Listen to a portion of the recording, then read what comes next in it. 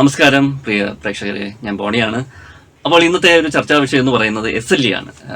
SLE എന്ന് പറയുമ്പം systemic lupus എർത്തിമെറ്റോസിസ്. അതിനെക്കുറിച്ചാണ് ഞാൻ ഇന്ന് ചർച്ച ചെയ്യാൻ പോകുന്നത്. എന്നോടൊപ്പം ഡോക്ടർ അഞ്ജന ജി വാര്യർ ഉണ്ട്. ഡോക്ടർ വർക്ക് ചെയ്യുന്നത് ഐറസ് റുമറ്റോളജി സെന്റർ ചാത്തന്നൂരാണ്. അപ്പോൾ നമ്മൾ ചർച്ചയിലോട്ട് കിടക്കുകയാണ്. അപ്പോൾ ഓരോ ചോദ്യവും അതിനുള്ള ഉത്തരവും ഡോക്ടർ നൽകുന്നതാണ്. അപ്പോൾ ഇതിനെക്കുറിച്ചൊക്കെ കൂടുതൽ അറിയാനും ഇതിനെക്കുറിച്ച് മനസ്സിലാക്കാനും ഒക്കെ ഈ ചർച്ച സഹായകരമാകും. അപ്പോൾ വളരെ ശ്രദ്ധയോടെ കേൾക്കുക പ്രിയ പ്രേക്ഷകർ. അപ്പോൾ ഡോക്ടർ സ്വാഗതം, നമസ്കാരം. ഓക്കെ, അപ്പോൾ നമുക്ക് ആദ്യത്തെ ഒരു ചോദ്യത്തിലോട്ട് കിടക്കാം. എന്താണ് ഈ SLE അല്ലെങ്കിൽ ലൂപ്പസ് എന്ന് പറയുന്നത്? SLE അഥവാ ലൂപ്പസ് അഥവാ സിസ്റ്റമിക് ലൂപ്പസ് എർത്തിമെറ്റോസിസ് എന്ന് പറയുന്നത് ഒരു ഓട്ടോ ഇമ്മ്യൂൺ രോഗമാണ്. അതായത് നമ്മുടെ രോഗപ്രതിരോധ ശേഷി നമുക്കെതിരെ തന്നെ തിരിയുന്ന ഒരവസ്ഥ. അതാണ് സിസ്റ്റമിക് ലൂപ്പസ് എർത്തിമെറ്റോസിസ്. ഒരു തരത്തിലുള്ള വാദം എന്ന് വേണമെങ്കിൽ പറയാം. പക്ഷെ സാധാരണ ആമവാദം എന്ന് പറയുന്നത് ജോയിന്റ്സിനെയാണ് കൂടുതൽ എഫക്ട് ചെയ്യുന്നതെങ്കിൽ സിസ്റ്റമിക് ലൂപ്പസിൽ ആന്തരിക അവയവങ്ങളെയും കൂടുതൽ എഫക്ട് ചെയ്യാൻ ചാൻസ് ഉള്ള ഒരു വാദമാണ്. അതാണ് സിസ്റ്റമിക് ലൂപ്പസ് എർത്തിമെറ്റോസിസ്. അപ്പോൾ ഇത് ഈ ആമവാദവുമായിട്ട് എന്താണ് ബന്ധം? ആമവാദം എന്ന് പറയുന്നത് കൂടുതലും സന്ധി വേദനയായിട്ടും സന്ധികളെയാണ് കൂടുതൽ എഫക്റ്റ് ചെയ്യുക. കുറേ നാൾ നമ്മൾ ട്രീറ്റ്മെൻറ്റ് എടുക്കാതിരിക്കുകയോ ഒരുപാട് നാളുകളാവുമ്പോൾ മാത്രമേ സാധാരണ ആമവാദത്തിൽ, അതായത് റുമറ്റോയ്ഡ് ആർത്രൈറ്റിസ് എന്ന ആമവാദത്തിൽ സാധാരണ ബാക്കി ആന്തരിക അവയവങ്ങളെ ബാധിക്കാറുള്ളൂ. എന്നാൽ സിസ്റ്റമിക് ലൂപ്പസ് എർത്തിമെറ്റോസിസ് തുടക്കത്തിൽ തന്നെ സന്ധിവേദനകൾ കാണും, പക്ഷെ അതിന്റെ കൂടെ മറ്റു പല ലക്ഷണങ്ങളും കാണും. ആ തുടക്കത്തിൽ തന്നെ നമ്മുടെ അവയവങ്ങൾ, അത് എസ്പെഷ്യലി കിഡ്നി അല്ലെങ്കിൽ ബ്രെയിൻ, ഈ രണ്ട് അവയവങ്ങളെ തുടക്കത്തിൽ തന്നെ ബാധിക്കാൻ സാധ്യതയുള്ള ഒരു തരത്തിലുള്ള വാദമാണ്. അപ്പോൾ ഏത് പ്രായക്കാരിലാണ് ഇത് SLE കൂടുതൽ കാണുന്നത്? SLE കൂടുതലും കാണുന്നത് സ്ത്രീകളിലാണ്. കൂടുതലും കൗമാരക്കാരായ പെൺകുട്ടികളിലാണ് ആദ്യ ലക്ഷണങ്ങൾ തുടങ്ങുക.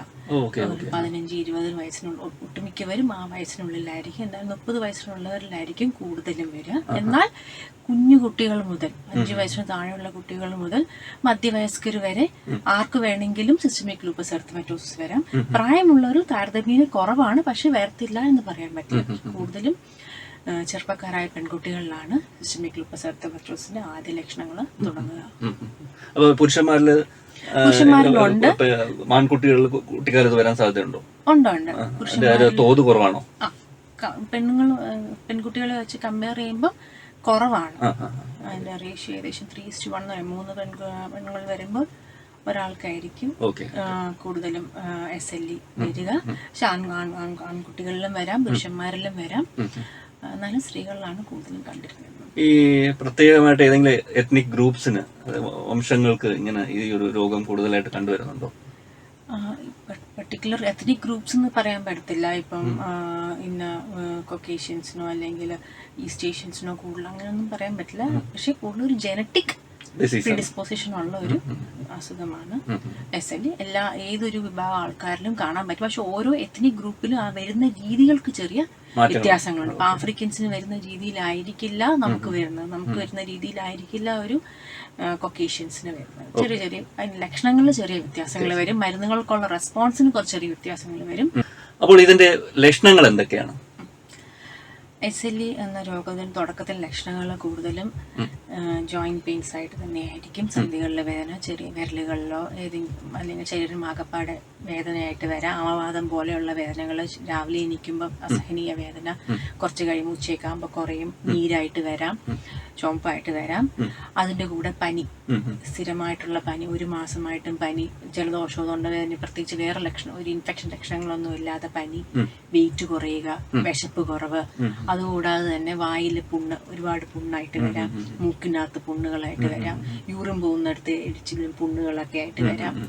അതുപോലെ തന്നെ ഇതിന്റെ പ്രത്യേക ലക്ഷണം എന്ന് പറയുന്നത് ഫോട്ടോ സെൻസിറ്റിവിറ്റി, അതായത് സൂര്യൻ ഏൽക്കുന്ന സ്ഥലത്ത് ചുവന്ന നീറ്റലോടെ പാടുകൾ വരാം.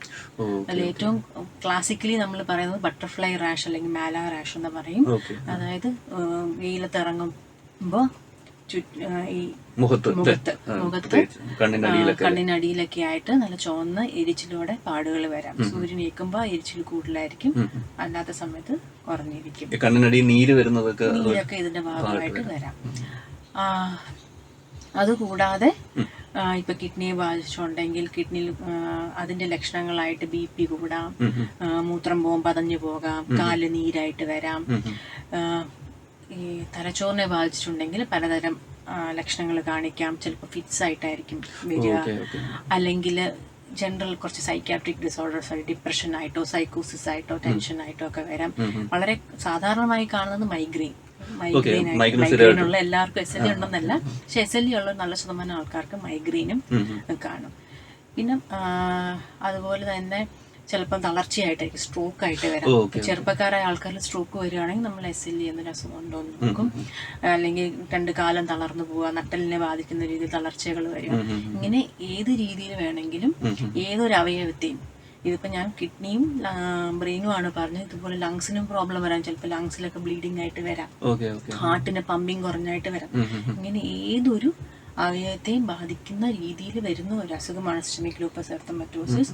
ചില സിറ്റുവേഷനിൽ അത് നമ്മുടെ ലൈഫ് ത്രെട്ടനിങ് ആയിട്ട് തന്നെ, ജീവൻ തന്നെ നഷ്ടപ്പെടാവുന്ന രീതിയിൽ വളരെ സീരിയസ് ആയിട്ട് വരാൻ പറ്റുന്ന സാധ്യതയുള്ള ഒരു അസുഖമാണ് സിസ്റ്റമിക് ലൂപ്പസ് എറിത്തമെറ്റോസിസ്. അതുകൊണ്ട് തന്നെ അത് വളരെ നേരത്തെ കണ്ടുപിടിക്കേണ്ടതാണ്. ലക്ഷണങ്ങൾ കാണുമ്പോഴേ കണ്ടുപിടിച്ച് ജോയിന്റ് പെയിൻസും റാഷിനെക്കാട്ടിലും കൂടുതൽ ഏത് അവയവങ്ങൾ ഏതെങ്കിലും ബാധിച്ചിട്ടുണ്ടോ എന്ന് നമ്മൾ നോക്കണം. അത് നോക്കി അതിനനുസരിച്ച് കറക്റ്റായിട്ടുള്ള ട്രീറ്റ്മെന്റ് കൊടുത്തില്ലെങ്കിൽ അവയവങ്ങൾക്ക് വളരെയധികം തകരാറ് വരികയോ അല്ലെങ്കിൽ ജീവന് തന്നെ ഭീഷണിയാവുന്ന രീതിയിലും ഈ അസുഖം. അപ്പോൾ അടുത്തൊരു ചോദ്യം എന്ന് പറഞ്ഞാൽ ഈ SLE വരാൻ ചില കാരണങ്ങൾ കാണുമല്ലോ, അതെന്തൊക്കെയാണ്? ഏതൊരു വാദത്തിനെയും പോലെ ഏതൊരു ഓട്ടോഇമ്മ്യൂൺ ഡിസോർഡറിനെയും പോലെ മെയിൻ കാരണം ജനറ്റിക്സ് ആണ്. ജനിതകമായ പല കാരണങ്ങളാണ് ഏറ്റവും പ്രധാനമായിട്ടുള്ളത്. നമ്മുടെ കുടുംബത്തിൽ ആർക്കെങ്കിലും SLE ഉണ്ടെങ്കിലോ അല്ലെങ്കിൽ ഏതെങ്കിലും ഒരു വാദം ഉണ്ടെങ്കിലോ നമുക്ക് SLE എന്നുള്ള രോഗം വരാൻ ചാൻസ് ഉണ്ട്. പിന്നെ SLE ഉള്ളവരിലെ ഒരു ട്രിഗർ എന്ന് പറയുന്നത് സൂര്യനാണ്. SLE ഉള്ളവർ സൂര്യതാപം ഏൽക്കുമ്പോൾ സൺസ്ക്രീൻ ഒന്നും ഉപയോഗിക്കാതെ കുടയൊന്നും പിടിക്കാതെ ഒരുപാട് വെയിൽ കൊള്ളുകയാണെങ്കിൽ അത് ഈ റാഷസും കൂട്ടും, അതിന്റെ കൂടെ തന്നെ ആന്തരിക അവയവങ്ങളെയും ബാധിക്കുന്നുണ്ടാകും. സൂര്യൻ ഒരു പ്രധാന ഘടകമാണ്. പക്ഷെ അത് നമുക്ക് SLE വരാനുള്ള ഒരു റിസ്ക് നമുക്കുണ്ടെങ്കിൽ നമ്മൾ സൂര്യൻ നിൽക്കുമ്പോൾ ഉള്ള, അതായത് വരാൻ ചാൻസ് ഉള്ളവരിൽ സൂര്യൻ ഒരു ഘടകമാണ്. പിന്നെ സ്മോക്കിംഗ്, ഇപ്പോൾ നമുക്ക് ഇന്ത്യയിൽ അത് കുറവാണ്, പക്ഷെ പല രാജ്യങ്ങളിലൊക്കെ സ്ത്രീകളിലും സ്മോക്കിംഗ് കൂടുതലായതുകൊണ്ട് അതൊക്കെ ഒരു കാരണമായിട്ട് വരാം. ഈ SLEക്ക് പല സ്റ്റേജുകളുണ്ടല്ലോ, അതൊന്ന് പറയാമോ? SLEക്ക് അങ്ങനെ സ്റ്റേജുകളായിട്ടില്ല. നമ്മൾ ഡിസീസ് ആക്ടിവിറ്റി എന്ന് പറയും. SLE ഒരു മൈൽഡ് ആണോ, മോഡറേറ്റ് ആണോ, സിവിയർ ഡിസീസ് ആക്ടിവിറ്റി ആണോ, അതനുസരിച്ച് ചികിത്സയിൽ കുറച്ച് വ്യത്യാസമുണ്ട്. പിന്നെ SLE കിഡ്നിയെ ബാധിക്കുകയാണെങ്കിൽ കിഡ്നിയിൽ ചെറിയ ക്ലാസ്സുകളുണ്ട്. Class 1 lupus, class 2 lupus nephritis, class 3, class 4, class 5 എന്ന്. പക്ഷെ അത് സ്റ്റേജ് ആണെന്ന് പറയാൻ പറ്റത്തില്ല. പക്ഷെ കാലങ്ങളോളം ചികിത്സിക്കാതിരുന്നാൽ ഇതെല്ലാം ഒരു എസ്പെഷ്യലി കിഡ്നി ഒരു എൻഡ് സ്റ്റേജ് റീനൽ ഡിസീസ് എന്ന രീതി, അതായത് ഡയാലിസിസ് ആവശ്യമുള്ള ഒരു സ്ഥിതിയിലോട്ട് പോകാനുള്ള ഒരു ചാൻസ് ഉണ്ട്. അടുത്തൊരു ചോദ്യം എന്ന് പറഞ്ഞാൽ SLE ക്യൂറബിൾ ആണോ, അതായത് അത് ചികിത്സിച്ച് ഭേദമാക്കാമോ? അതാണ് അടുത്തൊരു. SLE ക്യൂറബിൾ അല്ല, പക്ഷെ കൺട്രോളബിൾ ആണ്. ഷുഗറും പ്രഷറും കൊളസ്ട്രോളും, ഷുഗറും പ്രഷറൊക്കെ വന്ന ഒരാൾക്ക് അത് കംപ്ലീറ്റ്ലി തിരിച്ച് ഏർലി സ്റ്റേജിൽ തിരിച്ചു കൊണ്ടുവരാൻ പറ്റും. പക്ഷെ കുറച്ച് കഴിയുമ്പോൾ അത് ലൈഫ് ലോങ് ട്രീറ്റ്മെന്റ് എന്ന പോലെ SLEയും കംപ്ലീറ്റ്ലി നമുക്ക് ക്യൂർ ചെയ്യാൻ പറ്റുമെന്ന് പറയാൻ പറ്റത്തില്ല. പക്ഷെ അത് മരുന്നുകൾ കൊണ്ട് കൺട്രോൾ ചെയ്ത് വെക്കാം. അങ്ങനെ കൺട്രോൾ ചെയ്ത് വെച്ചാൽ ഈ ലക്ഷണങ്ങളെല്ലാം കുറയും, നമുക്ക് സാധാരണമായൊരു ജീവിതം നയിച്ചു പോകാൻ പറ്റും. ഒന്ന് കൺട്രോൾ ആയി കഴിഞ്ഞാൽ ഡോസ് കുറച്ച് ഒരു ചെറിയ ഡോസിൽ ദീർഘകാലം ട്രീറ്റ്മെന്റ് എടുക്കേണ്ടി വരും. ചിലർക്ക് കുറെ നാൾ കഴിയുമ്പോൾ നിർത്താൻ പറ്റും, ചിലർക്ക് ചിലപ്പം ജീവിതകാലം മുഴുവൻ എടുക്കേണ്ടി വരും. പക്ഷെ ഒരു സയൻസ് പ്രോഗ്രസ് ചെയ്തുകൊണ്ടിരിക്കുകയാണ്. ഒരു 10 വർഷം കഴിയുമ്പോൾ ഒരു ക്യൂർ കണ്ടുപിടിക്കുമെന്ന് ചോദിച്ചാൽ അറിയില്ല. പക്ഷെ അറ്റ് പ്രസന്റ് നമുക്കിപ്പം കൺട്രോൾ ചെയ്യാൻ പറ്റും. ക്യൂർ ചെയ്യാൻ പറ്റിയില്ലെങ്കിലും മരുന്നുകൾ കൊണ്ട് അസുഖം നന്നായി നിയന്ത്രിക്കാനും കഴിയും, സാധാരണമായൊരു ജീവിതം നയിക്കാനും കഴിയും. ഈ SLE വന്നു കഴിഞ്ഞാൽ നമ്മൾ ചികിത്സ തേടിയില്ലെങ്കിൽ എന്തൊക്കെ പ്രശ്നങ്ങളാണ് ഉണ്ടാകാൻ സാധ്യതയുള്ളത്? നേരത്തെ പറഞ്ഞ പോലെ ഇതിന്റെ മെയിൻ കൺസേൺ എന്ന് പറയുന്നത് ആന്തരിക അവയവങ്ങളെ ബാധിക്കുക എന്ന് പറയുന്നത്. ഏകദേശം 60% SLE പേഷ്യൻസിൽ ഓൾറെഡി കിഡ്നിയെ ബാധിച്ചിട്ടുണ്ടാകും. കിഡ്നിയെ ബാധിച്ചു കഴിയുമ്പോൾ തുടക്കത്തിലാണെങ്കിൽ നമുക്ക് ചികിത്സ മരുന്ന് കൊടുത്ത് അതിനെ തിരിച്ച് നോർമലിലോട്ട് കൊണ്ടുവരാൻ പറ്റും. പക്ഷെ ഒരു സ്റ്റേജ് കഴിഞ്ഞാൽ നമുക്ക് ചിലപ്പോൾ തകരാറ് തിരിച്ചു കൊണ്ടുവരും, റിവേഴ്സിബിൾ ആയിരിക്കും. അങ്ങനെ വരുമ്പം ഒരു ഡയാലിസിസ് ഒരു ചിലർക്ക് ഒരു 3-4 വർഷം കൊണ്ടോ ചിലർക്ക് ഒരു 10 വർഷം കൊണ്ടോ ഒരു ഡയാലിസിസിലോട്ടുള്ള ഒരു സ്റ്റേജിലോട്ട് പോകാനുള്ള കിടക്കാനുള്ള ചാൻസ് ഉണ്ട്. അതുപോലെ തന്നെ ഇത് ഏത് ബ്രെയിനിനെ അഫക്റ്റ് ചെയ്യുന്നുണ്ട്. ഈ കുട്ടികളിലൊക്കെയാണ് വരുന്നതെങ്കിൽ ബ്രെയിനിനെ നല്ല രീതിയിൽ അഫക്റ്റ് ചെയ്യുകയാണെങ്കിൽ ഈ പഠനത്തിലൊക്കെ പ്രശ്നങ്ങളൊക്കെ വരാം. പഠനത്തിൽ പുറകോട്ട് പോവുക, നന്നായി പഠിച്ചുകൊണ്ടിരുന്ന ആള് ജോയിന്റ് പെയിൻസ് ഒക്കെ വരുന്നു, കുറച്ച് പഠനത്തിലൊക്കെ പുറകോട്ട് പോകുന്നു, ആ ഒരു കോഗ്നിറ്റീവ് ഡിസ്ഫങ്ഷൻ എന്ന് പറയും, അതൊക്കെ വരാം. പിന്നെ ഈ അല്ലാതെ ഒരു പെർമനന്റ് ഡാമേജ് ബ്രെയിനിനും ഏത് അവയവത്തിലും വന്നാൽ അതിൻ്റെതായ പ്രശ്നങ്ങൾ ഉണ്ടാകും. ഇത് നമ്മുടെ ലൈഫ് എക്സ്പെക്ടൻസി നല്ല രീതിയിൽ കുറയ്ക്കും. അപ്പോൾ ഈ SLEയുടെ രോഗനിർണയം എങ്ങനെയാണ്? അപ്പോൾ ഈ കിഡ്നിക്ക് ബാധിക്കുമെന്ന് പറഞ്ഞാൽ അതെങ്ങനെ കണ്ടെത്താൻ സാധിക്കും? ഒരു രോഗി വരുന്നു ക്ലാസിക്കൽ ലൂപ്പസ് ലക്ഷണങ്ങളോടുകൂടി, അതായത് വായിലെ പുണ്ണ്, പനി, ജോയിന്റ് സന്ധിവേദനകള്, ഇങ്ങനെയൊക്കെ ആയിട്ട് ഒരു ആള് വരുമ്പോൾ നമ്മൾ എന്താണ് വാദമാണെന്ന് മനസ്സിലായി ഏതാണ് വാദം എന്ന് നോക്കും. അപ്പൊ നമ്മൾ ഈ SLE നിർണ്ണയിക്കാൻ ചെയ്യുന്ന ബ്ലഡ് ടെസ്റ്റുകൾ എന്ന് പറഞ്ഞാൽ ANA പോസിറ്റീവ് ആണോ എന്ന് നോക്കും. അതുപോലെ ANA പ്രൊഫൈൽ എന്ന ടെസ്റ്റും കൂടും, വേറെ കുറച്ച് ആന്റിബോഡീസ് ഒക്കെ നമ്മൾ ചെയ്ത് നോക്കും. ഇതുകൊണ്ട് നമ്മൾ SLE ആണെന്ന് ഉറപ്പിച്ച് കഴിയുമ്പോൾ നമ്മൾ പിന്നെ നോക്കുക എത്രത്തോളം ഡിസീസ് ആക്റ്റീവ് ആണ്, ഏതൊക്കെ അവയവങ്ങളെ ബാധിക്കുന്നു. ഏറ്റവും കൂടുതൽ ബാധിക്കുന്നത് കിഡ്നി ആയതുകൊണ്ട് നമ്മൾ എല്ലാ SLE സംശയിക്കുന്ന എല്ലാ രോഗികളിലും നമ്മൾ കിഡ്നിയുടെ ഫംഗ്ഷൻ നോക്കും. അതായത് യൂറിയ, ക്രിയാറ്റിനിൻ ഈ ടെസ്റ്റുകൾ ചെയ്ത് നോക്കും. അതിന്റെ കൂടെ തന്നെ യൂറിൻ ടെസ്റ്റ് ചെയ്യണം. സാധാരണ യൂറിൻ ടെസ്റ്റും ചെയ്യും. അതുപോലെ തന്നെ 24 hour യൂറിൻ പ്രോട്ടീൻ എന്ന് പറയുന്ന ഒരു സ്പെഷ്യൽ ടെസ്റ്റും ചെയ്യും. അതായത് 24 മണിക്കൂർ യൂറിൻ ഇന്ന് ഒരു ദിവസം 8 മണി തൊട്ട് അടുത്ത ദിവസം 8 മണി വരെ പാസ് ചെയ്യുന്ന യൂറിൻ ഒരു കന്നാസിൽ കളക്ട് ചെയ്ത് നമ്മൾ അതിൽ എത്ര പ്രോട്ടീൻ പോകുന്നുണ്ടെന്ന് നോക്കും. ആ അളവനുസരിച്ച് നമ്മൾ തീരുമാനിക്കും കിഡ്നി ബയോപ്സി വേണ്ടയോ വേണോ എന്ന്. അതായത് അതിൽ ഒരു ദിവസം 500 മില്ലിഗ്രാമിന് കൂടുതൽ പ്രോട്ടീൻ പോകുന്നുണ്ടെങ്കിൽ എന്തായാലും കിഡ്നി ബയോപ്സി ചെയ്ത് നോക്കണം. ചില സമയങ്ങളിൽ അതിലും ചെറിയ ഒരു 300 ഒക്കെ ആകുമ്പോഴും ചെയ്ത് നോക്കേണ്ടി വരും. പക്ഷെ 500 മില്ലിഗ്രാമിന് കൂടുതൽ ഒരു ദിവസം പ്രോട്ടീൻ ലോസ് നമുക്ക് യൂറിനിലൂടെ പോകുന്നുണ്ടെങ്കിൽ കിഡ്നി ബയോപ്സി ചെയ്ത് നോക്കണം. 2-3 കാര്യങ്ങളാണ്. ഏത് സ്റ്റേജിൽ ഏത് ക്ലാസ് ഓഫ് ലൂപ്പസ് നെഫ്രൈറ്റിസ് ആണെന്ന് അറിയാം.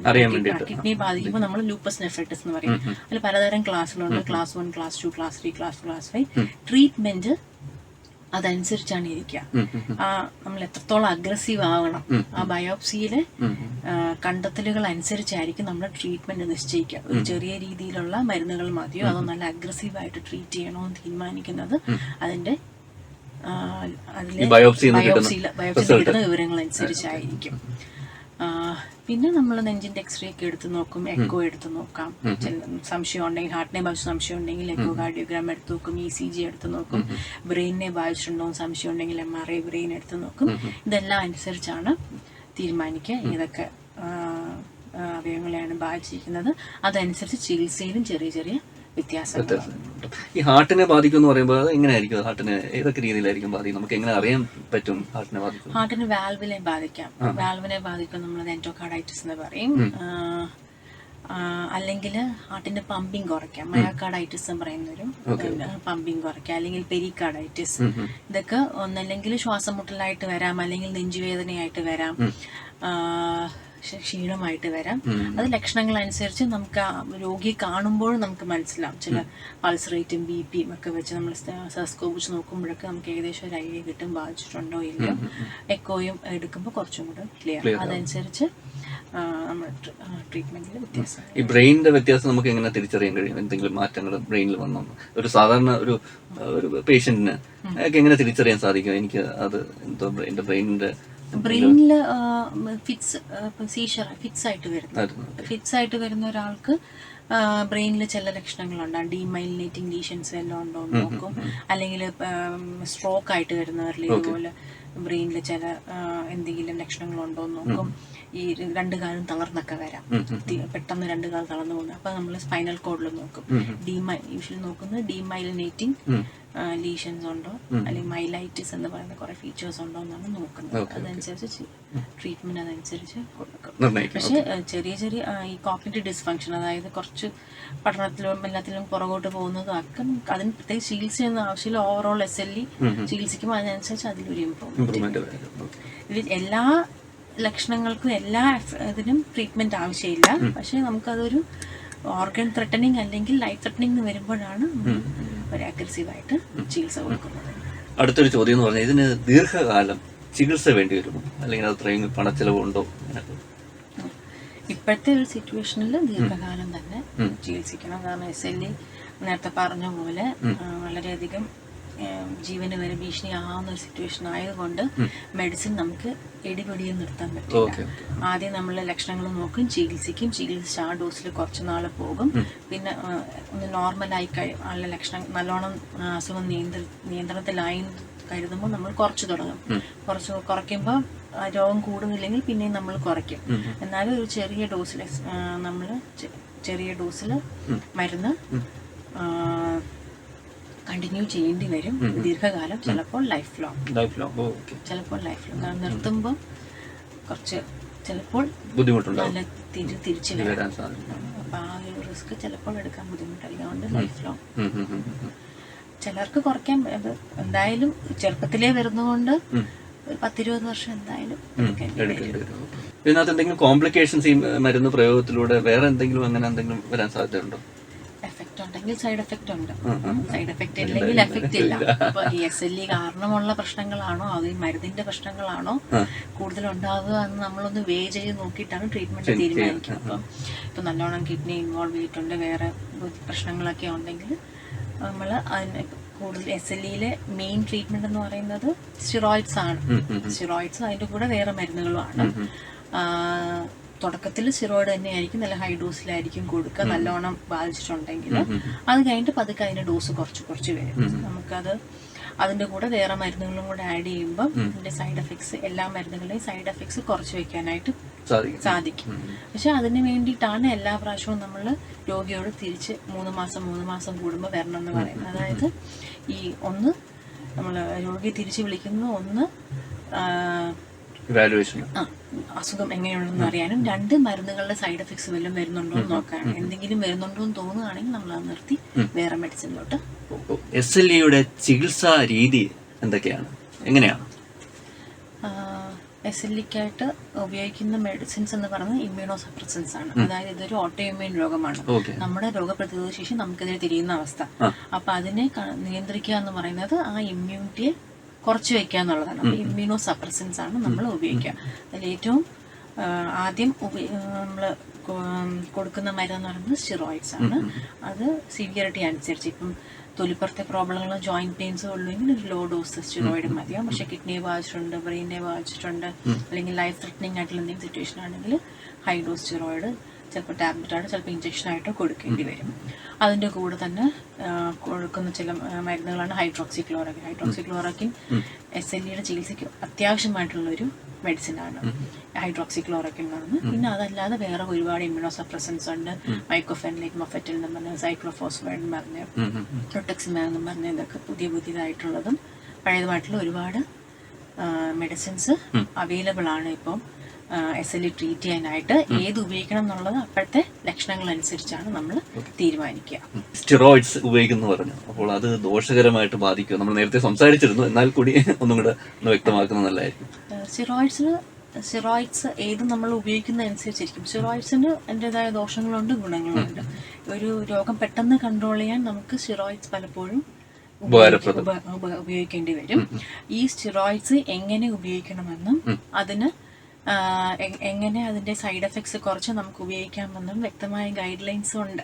നമ്മൾ അതനുസരിച്ചാണ് നമ്മൾ ഈ ചികിത്സ കൊടുക്കുന്നത്. ദീർഘകാലം ഒരു നിശ്ചിത ഡോസിന് കൂടുതലായിട്ട് ഉപയോഗിക്കുകയാണെങ്കിലാണ് സ്റ്റിറോയിഡിന്റെ സൈഡ് എഫക്ട്സ് കൂടുതലും വരിക. പക്ഷെ ആ സൈഡ് എഫക്ട്സ് കുറയ്ക്കാനായിട്ട് നമ്മൾ വേറെ മെഡിസിൻസ് ആഡ് ചെയ്യുകയും പല ടെസ്റ്റുകൾ ചെയ്യുകയും ചെയ്യുമ്പോൾ നമുക്കിത് സേഫായിട്ട് നമുക്ക് സ്റ്റിറോയിഡ് കംപ്ലീറ്റ്ലി അതിൻ്റെ സൈഡ് എഫക്ട്സ് കളയാൻ പറ്റില്ലെങ്കിലും കുറച്ച് വെക്കാനെങ്കിലും പറ്റും. പക്ഷെ പലപ്പോഴും ഇത് എടുത്തില്ലെങ്കിൽ കൂടുതൽ ഡേഞ്ചറസ് ആണ്, എസ്പെഷ്യലി SLE. എന്താണ് ആന്റി ഫോസ്ഫോലിപ്പിഡ് സിൻഡ്രോം എന്ന് പറയുന്നത്? ആന്റി ഫോസ്ഫോലിപ്പിഡ് അഥവാ APS എന്ന് പറയുന്നത് SLEയുടെ കൂടെ കാണാവുന്ന വേറൊരു രോഗമാണ്. അത് SLEയുടെ കൂടെ കാണാം, അല്ലാതെ തന്നെയായിട്ടും കാണാറുണ്ട്. അത് നമ്മുടെ രക്തം കട്ട പിടിക്കാൻ ചാൻസ് കൂടുതൽ ഉണ്ടാക്കുന്ന ഒരു തരം ഓട്ടോഇമ്മ്യൂൺ രോഗമാണ്. അപ്പോൾ SLE ഉള്ള ഒരു നല്ല ശതമാനം രോഗികൾക്ക് കൂടെ ഈ ആന്റി ഫോസ്ഫോലിപ്പിഡ് ആന്റിബോഡീസും കാണും. അങ്ങനെയുള്ളവർക്ക് രക്തം കട്ട പിടിക്കാനുള്ള ചാൻസ് കൂടുതലാണ്. അങ്ങനെയുള്ളവരുടെ ലക്ഷണങ്ങൾ എന്ന് പറയുന്നത് ചിലപ്പോൾ പെട്ടെന്ന് കാലിലെ രക്തക്കുഴലുകളിൽ രക്തം കട്ട പിടിച്ചിരുന്ന് നീരായിട്ട് വരാം, അല്ലെങ്കിൽ സ്ട്രോക്ക് ആയിട്ട് വരാം, അല്ലെങ്കിൽ അറ്റാക്ക് ആയിട്ട് വരാം. ഈ ആന്റി ഫോസ്ഫോലിപ്പിഡ് ആന്റിബോഡീസ് ഉള്ളവർക്ക് അബോഷന്റെ റിസ്ക്കും കൂടുതലായിരിക്കും.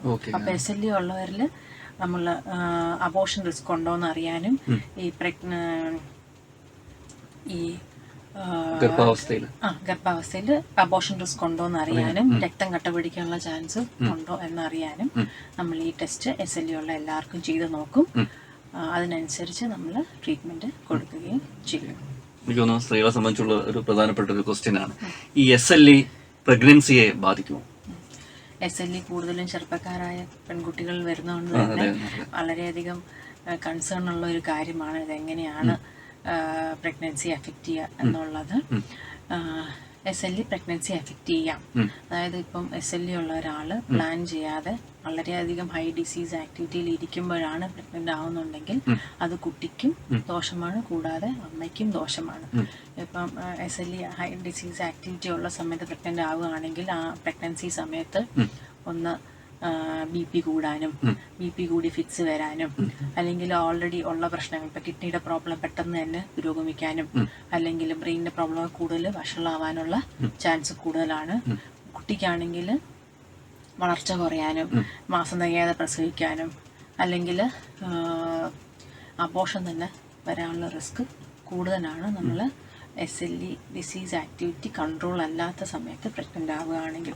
അതുകൂടാതെ തന്നെ കൺട്രോൾ അല്ലാത്ത ഒരാൾക്ക് നമ്മൾ ചികിത്സിക്കാൻ കൊടുക്കുന്ന പലപ്പോഴും സ്റ്റിറോയിഡിന്റെ ഡോസ് കൂടുതലായിരിക്കും.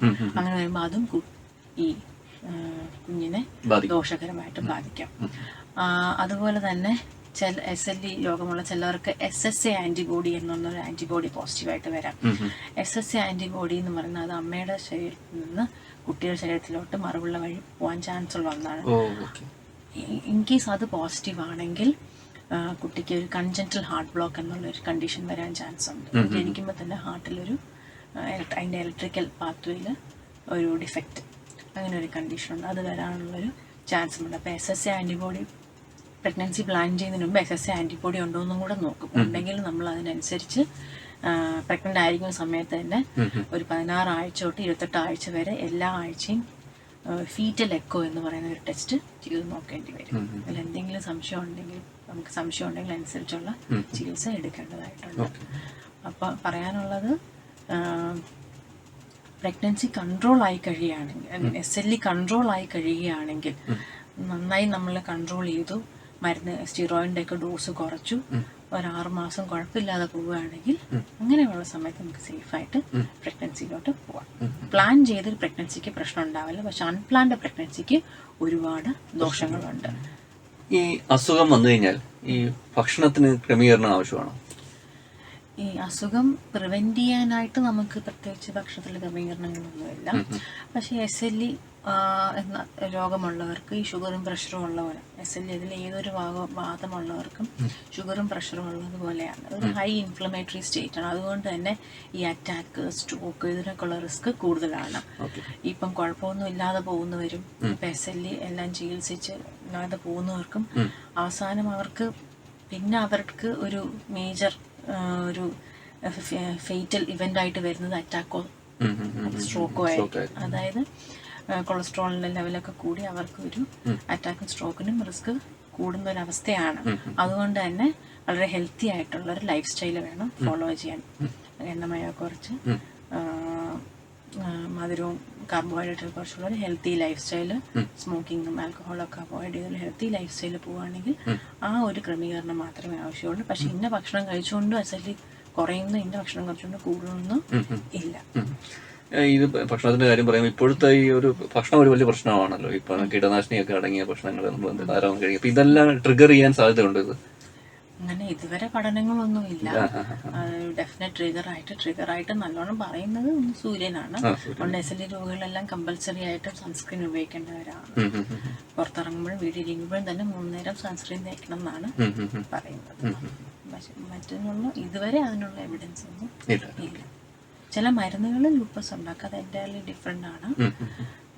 പക്ഷെ അല്ലാതെ വേറെ ഒന്നും ഇതുവരെ പറഞ്ഞിട്ടില്ല. അടുത്തൊരു ചോദ്യം എന്ന് പറഞ്ഞത്, ഈ പ്രഗ്നൻസി ആഗ്രഹിക്കുന്നവര് അതെങ്ങനെ പ്ലാൻ ചെയ്യാം? എസ്എൽഇ ഉള്ള ഒരു രോഗി, ചികിത്സ എടുത്തുകൊണ്ടിരിക്കുന്ന ഒരു രോഗി പ്രഗ്നന്റ് ആവാൻ ആഗ്രഹിക്കുന്നു. അപ്പൊ നമ്മൾ ആദ്യം നോക്കുക എസ്എൽഇ ഡിസീസ് ആക്ടിവിറ്റി എങ്ങനെയുണ്ടെന്നാണ്. ഡിസീസ് റെമിഷനിലാണ്, കുഴപ്പമൊന്നുമില്ല, നല്ലോണം കൺട്രോളിലാണ്, നിയന്ത്രണത്തിലാണ് എന്നുണ്ടെങ്കിൽ അത് 6 മാസമെങ്കിലും നിയന്ത്രണത്തിലായിരിക്കണം. അങ്ങനെ ഉണ്ടെങ്കിൽ നമുക്ക് പ്രഗ്നന്റ് ആവാമെന്നാണ്. പക്ഷെ അതിൻ്റെ കൂടെ നമ്മൾ ബാക്കി ഘടകങ്ങളും കൂടെ നോക്കും. അതായത് സ്റ്റിറോയിഡിന്റെ ഡോസ് എത്രയുണ്ട്, സ്റ്റിറോയിഡ് നമ്മൾ കുറച്ച് നിശ്ചിത അളവിന് താഴെയാണെന്ന് ഉറപ്പുവരുത്തും. പിന്നെ പ്രഗ്നൻസി ചില മരുന്നുകൾ, ലൂപ്പസ് ചികിത്സിക്കാൻ നമ്മൾ ഉപയോഗിക്കുന്ന ചില മരുന്നുകൾ കുട്ടിക്ക് ജനിക്കുന്ന കുട്ടിക്ക് ദോഷമായിരിക്കും. അതുകൊണ്ട് ആ മരുന്നിലൊന്നും അല്ലല്ലോ എന്ന് നോക്കും. ആ മരുന്നിലാണെങ്കിൽ അത് നിർത്തി പ്രഗ്നൻസി സേഫ് ആയിട്ടുള്ള മരുന്നിലോട്ട് നമ്മൾ മാറ്റും. അതിനുശേഷമേ നമ്മൾ പ്രഗ്നൻസി പ്ലാൻ ചെയ്യാൻ നോക്കത്തുള്ളൂ. പിന്നെ APS, ഈ ആന്റി ഫോസ്ഫോലിപ്പിഡ് ആന്റിബോഡി സിൻഡ്രോം ഉണ്ടോ എന്ന് നോക്കും. അതുണ്ടെങ്കിൽ അതനുസരിച്ച് രക്തം കട്ടപിടിക്കാതിരിക്കാനുള്ള മരുന്നുകളും കൂടി കൊടുക്കേണ്ടി വരും. ഇങ്ങനെ പ്ലാൻഡ് ആയിട്ട് റുമറ്റോളജിസ്റ്റും ഗൈനക്കോളജിസ്റ്റിന്റെയും ഒരുമിച്ചുള്ള പ്ലാനിങ്ങിലൂടെ വളരെ സേഫ് ആയിട്ടുള്ള പ്രഗ്നൻസി നമുക്ക് കഴിയും. ഇതിനെ കുറിച്ച് പറയുമ്പോൾ തന്നെ വേറെ ചോദ്യം ഉയർന്നു വരുന്നത് എന്റെ മനസ്സിൽ ഇങ്ങനെ തോന്നിയതാണ്. അപ്പം ഇതേ ലക്ഷണങ്ങളുള്ള വേറെ എന്തെങ്കിലും അസുഖങ്ങളുണ്ടോ? ഇപ്പം എസ്എൽഇയുടെ ഒരു ലക്ഷണമാണ് സന്ധിവേദന. സന്ധിവേദന ചിലപ്പോൾ സാധാരണ ആമവാദമാവാം, റുമറ്റോയ്ഡ് ആർത്രൈറ്റിസ് വാദമാവാം, അല്ലെങ്കിൽ വേറെ വാദങ്ങളാവാം.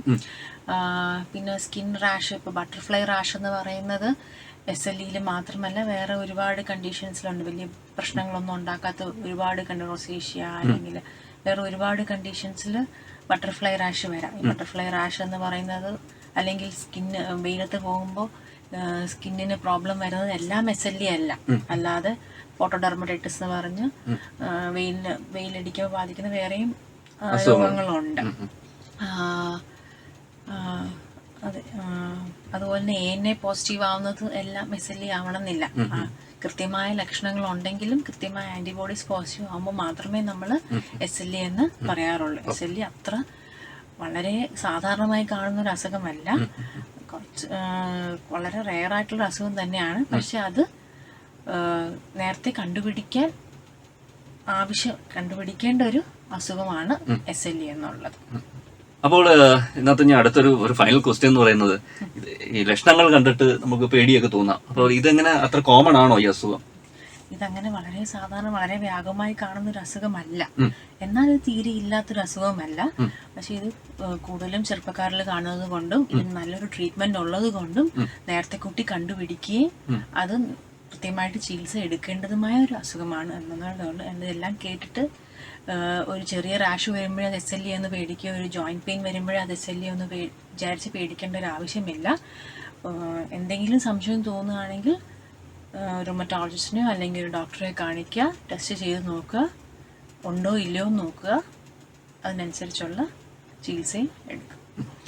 ഇത് പറഞ്ഞപ്പോൾ ഒരു സാധാരണ ഒരു ഫിസിഷ്യനെ കണ്ടു കഴിഞ്ഞാൽ ഇത് നിർണ്ണയിക്കാൻ സാധിക്കുമോ? സാധിക്കും. ഫിസിഷ്യനെ കാണിക്കുക, അവർ രോഗനിർണയം നടത്തിക്കോളും. അതിനനുസരിച്ച് അവർ റുമറ്റോളജിസ്റ്റിന് റെഫർ ചെയ്തോളും. ഒരു ഫൈനലായിട്ട് എന്താണ് ഇങ്ങനെയുള്ള പേഷ്യൻസിന് ഒരു അഡ്വൈസ് ആയിട്ട് കൊടുക്കാനുള്ളത്? എസ്എൽഇ എന്ന് പറയുന്ന ഒരു തരം വാദമാണ്, അതൊരു ഓട്ടോഇമ്മ്യൂൺ ഡിസീസാണ്. അത് നേരത്തെ കണ്ടുപിടിച്ച് ചികിത്സ എടുക്കേണ്ട ഒരു രോഗമാണ്.